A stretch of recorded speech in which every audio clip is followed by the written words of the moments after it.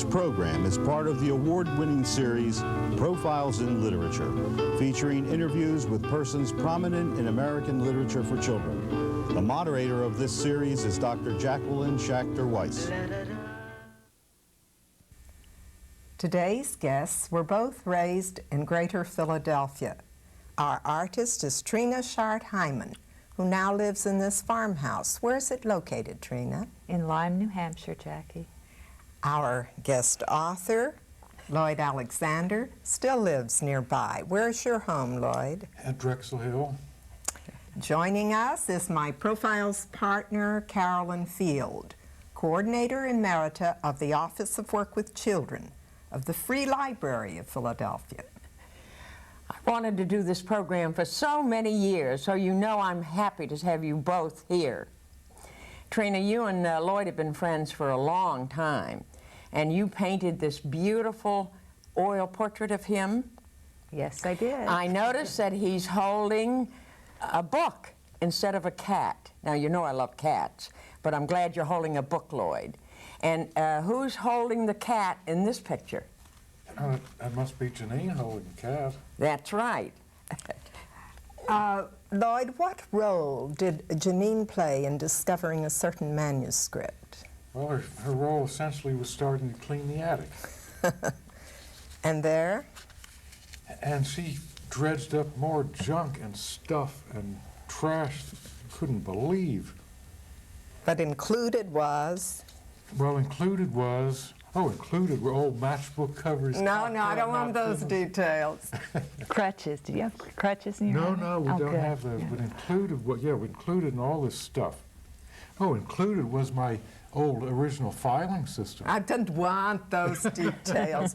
What important manuscript? Included was a miserable, wretched old brown envelope that I was getting ready to throw out. This is absolutely true. I know throw it it away. is. I know. And there was something in there that I'll look and see what it is, just out of curiosity. And indeed it was the manuscript of The Fortune Tellers. Thanks to Janine, we have The Fortune Tellers, issued in 1992 by Dutton, Lloyd's long-term publisher. The Fortune Tellers, which School Library Journal says is the best picture storybook of the year. Amen. Was written by Lloyd and illustrated by Trina. Trina, since no setting is specified, where did you decide to place the story? Well, Jackie, that's a bit of a story. Lloyd and I have been friends for a long time, as we said, and we've been talking about doing a picture book together for at least 20 years. But Lloyd doesn't normally write picture book manuscripts, right? He writes for older kids. When Dutton called and said, we have a picture book manuscript here by Lloyd Alexander, and he would like you to illustrate it, I got terrifically excited. And I read the story of The Fortune Tellers, and I thought, oh no, I cannot do one more picture book set in medieval fairy tale England, Germany, France, because I've just done the 27th of 27 of them, and I'm sick of it. I showed the story in its manuscript form to my daughter, who said, you know, Mom, this reads like a Sufi tale. This is like something from Northwest Africa. So I called Lloyd and said, Lloyd, would it be okay if we set this story in Cameroon? Did you go there? I did go there, and the reason why I went there is because my daughter Catherine lived there for 4 years. She was with the Peace Corps in Cameroon, and that's where she met her husband, Eugene. He's Cameroonian. So I went there first when she wrote home and said, Mom, I met this terrific guy. I think I'm going to marry him. I thought I'd better go and meet this man. And I went there the second time for the wedding. Oh. I see. How long did it take you to do the art? Let's see. I think about 9 months, Jackie. That's devotion. The book shows an illustration of Lloyd, of Catherine, her daughter, her grandson, and many of her son-in-law, his parents, and his sister. Who's in the book jacket photo with you, Trina? Oh, that's Mishu. That's my grandson. Both Trina and Lloyd dedicate the book to Mishu. Trina, what book problems did you anticipate from reviewers and educators? Well, with this book, I thought surely we'd run into trouble with the fact that the story is set in Africa. There are no white people in the cast of characters. It's essentially a black tale as we've done it. And Lloyd's white and I'm white. And have been problems in the past about white authors and illustrators trying to interpret the black experience. Well, maybe your daughter's wedding helped. Maybe, furthermore, book publishers have opened opportunities to talented African-American authors and illustrators. I certainly hope so, so that there can be fair treatment of all. I have to tell you, Lloyd, that I love your con artist fortune tellers who tell patrons, rich you will surely be if you earn large sums of money. Can't deny it, Jack. It's No, absolutely true. my pupils love that. Well, but there's also a humorous thread in his ethical would-be robber Moxa. Oh, yeah. I love Moxa in fantasy, The Remarkable Adventure of Prince Jan. The Remarkable Journey of Prince Jan. Remarkable Journey of Prince Jan. You published in 1991. 91. And Moxa says, I'm thinking seriously of giving up robbery and becoming a merchant. In business, there are no precepts whatsoever to inconvenience you. And I'm sure that that's true of today as well as in that time. It's the only simple truth, that's all. That's all. Lloyd, what was the relationship with your elderly characters, Wu, Fu, Shu, and Chu? Oh, they're all the same. They're all the same. They're all Each the one, same they're person, exactly you know. alike. Wu, Well, Fu, no, I mean literally they're the same yeah, person. same person.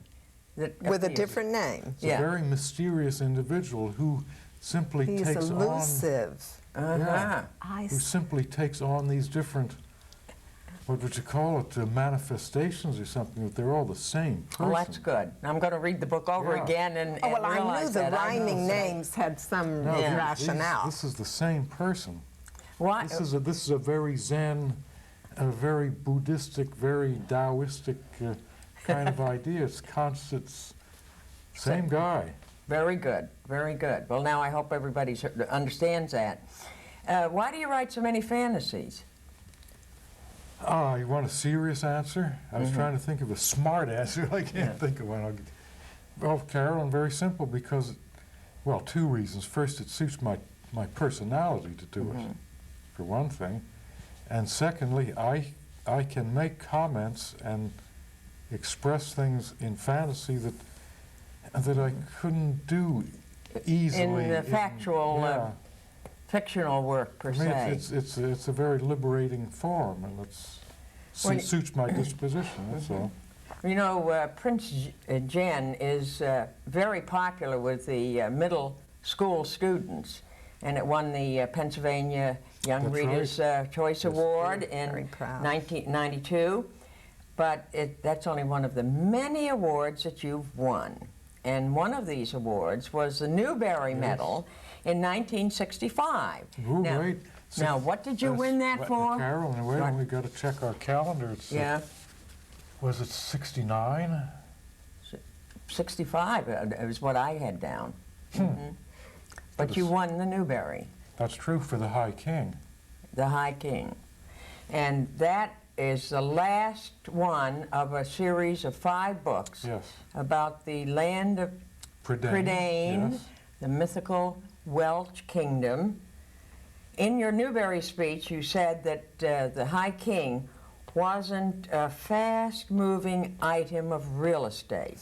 Well, certainly winning the award has proven that your risk is paid off for that book. I don't remember saying that. Well, now, that was taken You're- right from your speech, my I'm sure dear. it was, but you're Yes. throwing my words back in my teeth now. A few years after Well, I think the it's fact. wonderful, anyway.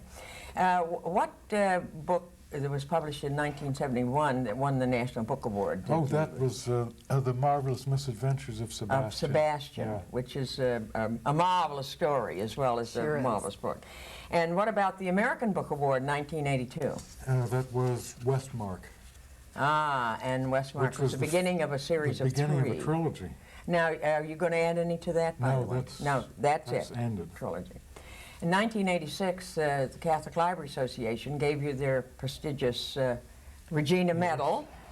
And in 1991, Well, no, wait now, Carolyn. With all respect and affection, yes, you're missing something. what?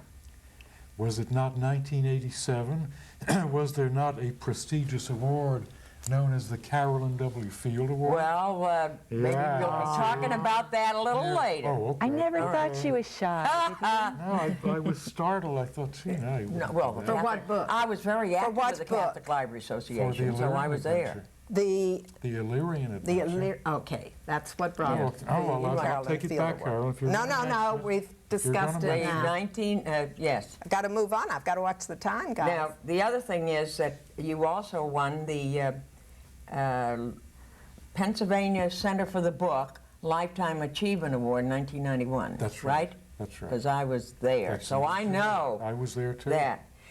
Besides these are just some of the awards, but you've also won some international awards, including the Golden Oh, Cat the is from Swedish, Sweden. Swedish Golden So, Cat. now, yeah. you get fan letters from children around the world, don't you?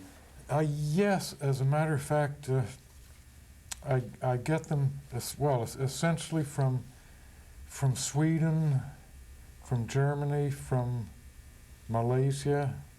Well, that's certainly I know covering when the we world. were in Munich, Yeah. your name was the best known of the The American reason I'm authors. thinking is because, oddly enough, I don't recall having letters from Italy or any of the South American countries. You haven't? No. Well, it's Okay. your turn, Trina, to Okay. tell us about your favorite fan mail that's tacked to a wall in your house. Can you Well, tell I've us sent about- Lloyd fan letters too. And Did you? and my daughter Catherine wrote Lloyd a fan letter when Yes. she was 8 years old. I'll never forget it.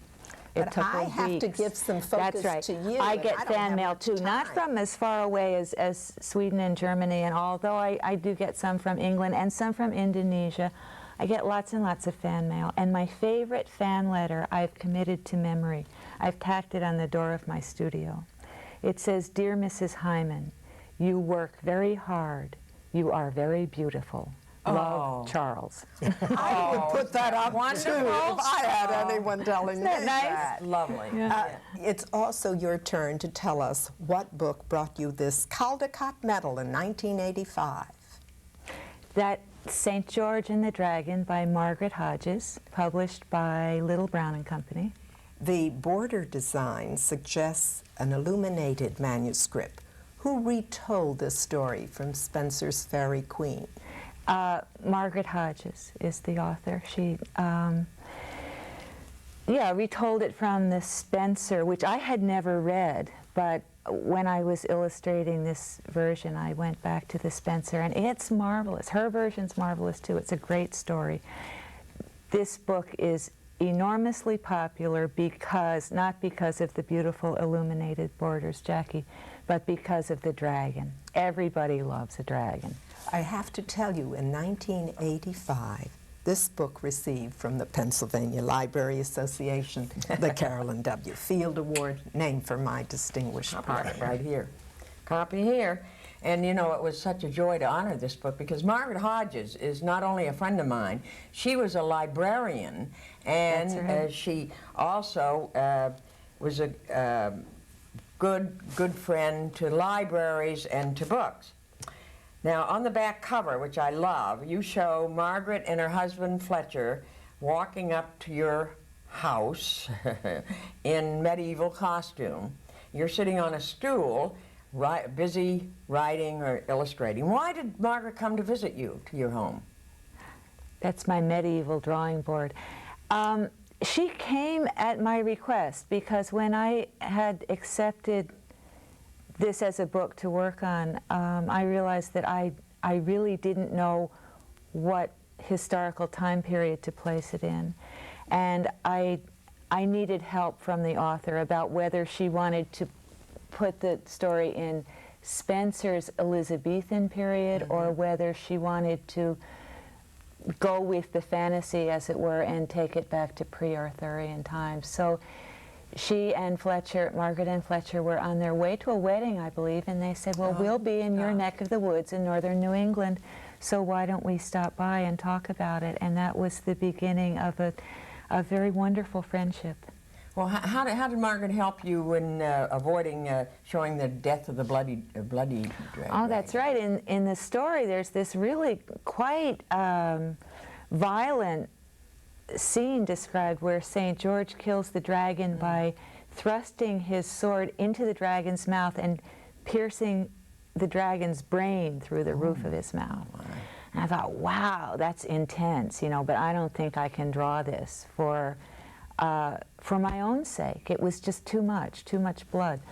So I worked on it and thought about it and couldn't figure out what to do, and I called Peggy on the phone and said, what do I do with this dragon and the killing of this dragon, because I don't want it to be too violent and too bloody for children's sake and for my own sake. And she said, well, dear, that is a problem. I can see that, and why don't you just show the dragon after he's been killed?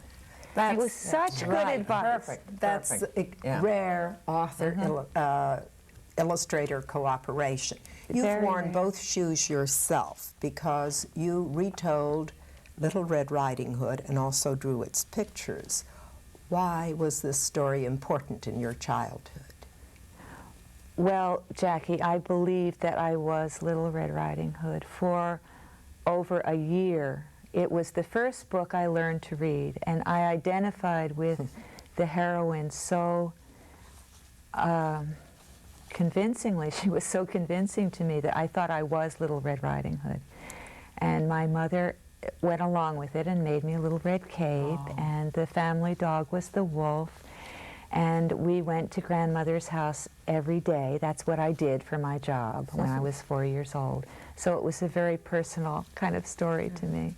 And one that I still like very. I feel like Little Red Riding Hood. She was so dumb, you know.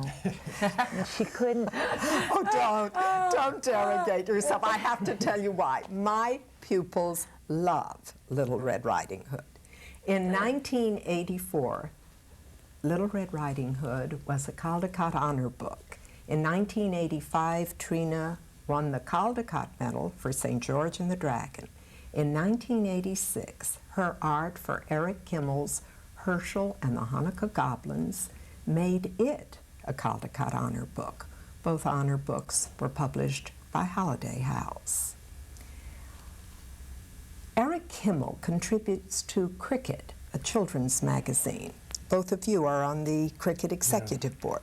Trina, very briefly, because time is short, do tell us, what did you do as Cricket's former art director?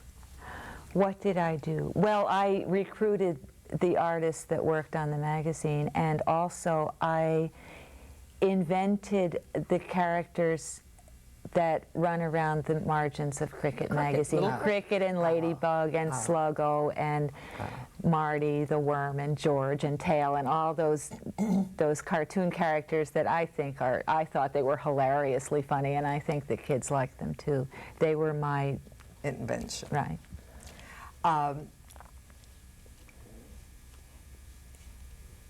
In terms of why you look so overworked, I now understand it. On the cover of Self-Portrait, Trina, Schart, Hyman, you're seeing, that's another book that you both wrote and illustrated, correct? That was a hard one. What animals tend to be your drawing board companions? Well, I usually have anywhere from 2 to 5 cats in the house. At the moment, we're down to 1. That's very unusual. We always have 2 dogs of one sort or another. And over the years, we've had sheep, a pony, a horse, a couple goats. At the moment, I have 4 sheep in my barn. You're an animal lover of dogs and cats in your studio and sheep in the pasture. Here's a winter scene of you with a sheep. What's its name?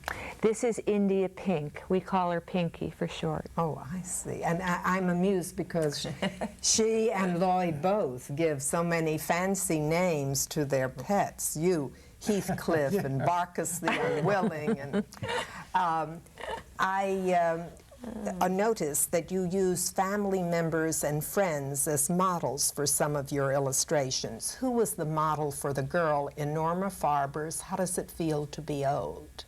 That was my daughter, Catherine. I've used Catherine through her life in many guises in my book. I see.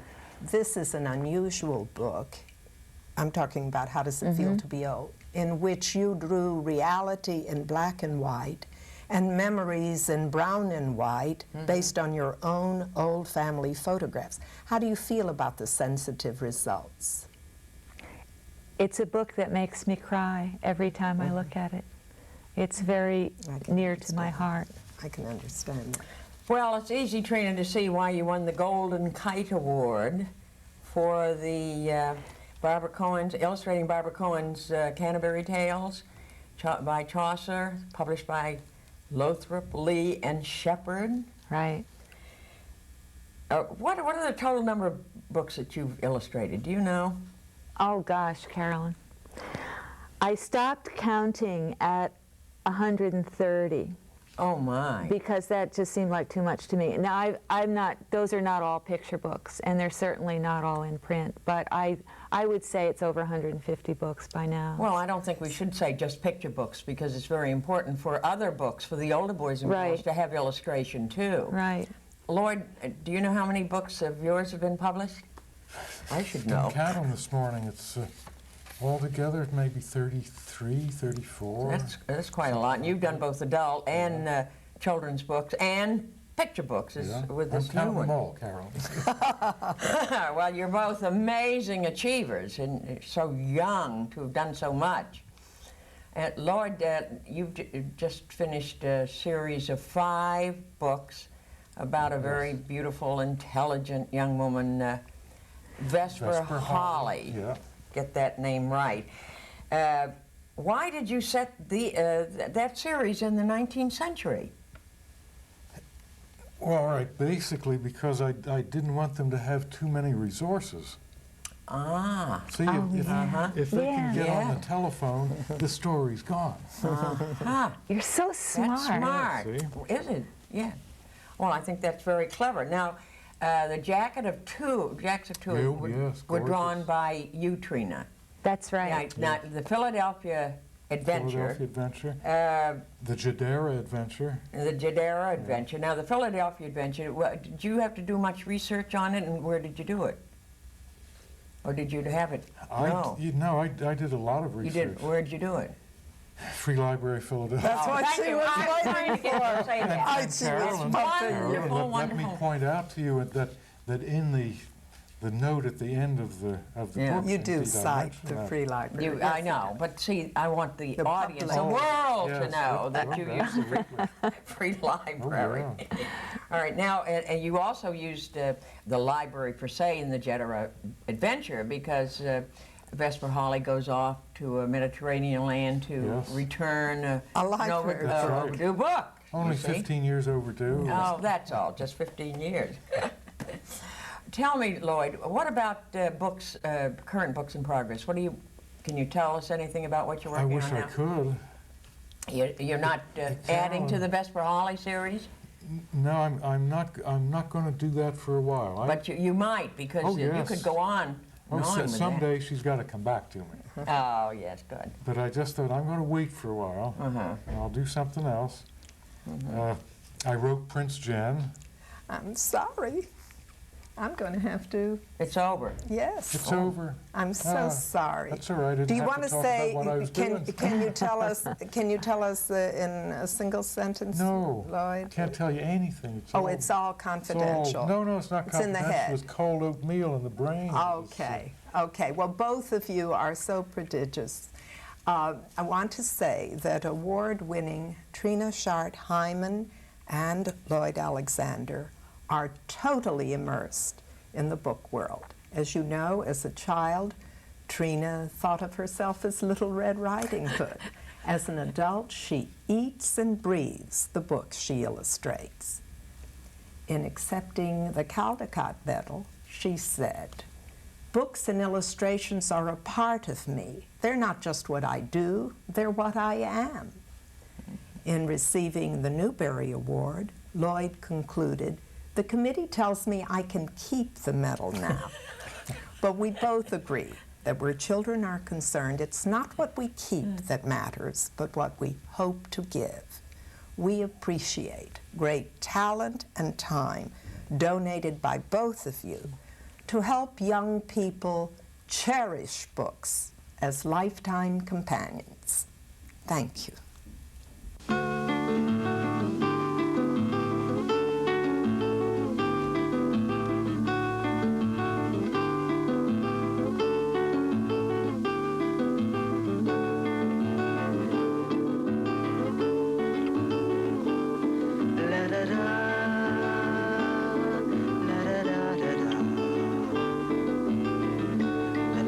Da da da